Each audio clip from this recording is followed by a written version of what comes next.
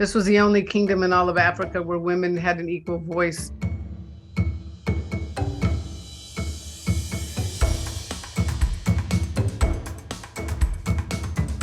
We are set in an actual historical world, yet some of our storytelling is fictionalized. Braveheart was a template, absolutely, for the films. One of my favorite movies. Historical fiction, I think, is really the best description. So many of the elements are true, and that was the fun part, to be authentic to everything from who these women were, the kingdom, what was happening at that time, the production design, everything mirrored what it really was, historically what was going on at the time in terms of the big battle between the two kingdoms and what was going on politically, socially, economically. To do that type of world building for a story like this was fun. Our characters within this real world were fictionalized, yet they reflected these real women, what they went through.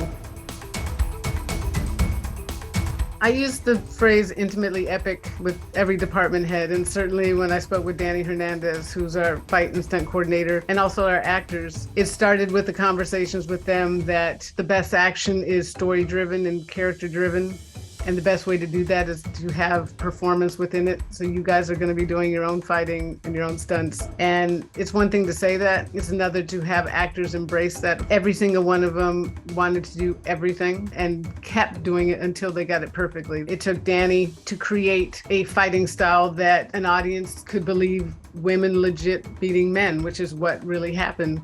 How do you create that? What does that look like? A lot of people working together, but it started with the desire of the actors to do what I asked of them, which was, you're doing it all. It's breaking it down into pieces. When this character is fighting, what is it about? Giving each vignette that we have a beginning, middle, and end. And that the knowledge of seeds that we planted throughout the film that leads us to this big epic battle, that some of those seeds are now paying off in this. So again, that it is personal and character driven and story driven, that it's not just random violence or random fighting. It was making it bite-sized so that it didn't feel overwhelming in shooting it.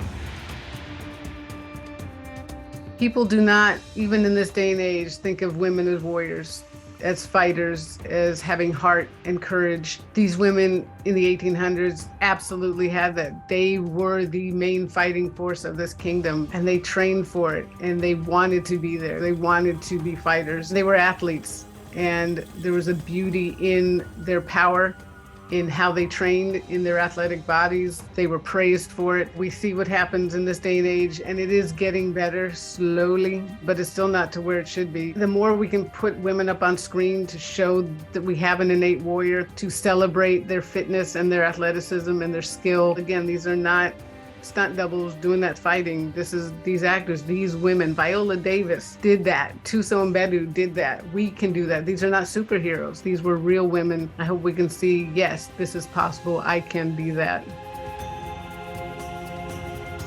This was the only kingdom in all of Africa where women had an equal voice. On the council, for every man, there was a woman who had the equal power and voice in the kingdom. The fact that the woman king was a real position. We didn't make up this cool name. It really was called the woman king. And this woman was elevated to a position next to the king and helped him guide the kingdom. We're not just putting these badass women on screen, but we're telling a bigger story than that of who these women were, what the society was like. But also in the research, I didn't realize how big dance was to this culture as well. So not only did these women train to fight 24/7, they also created these elaborate choreographed dances that celebrated themselves, got them ready for war. I loved that I was able to bring that element within this film as well.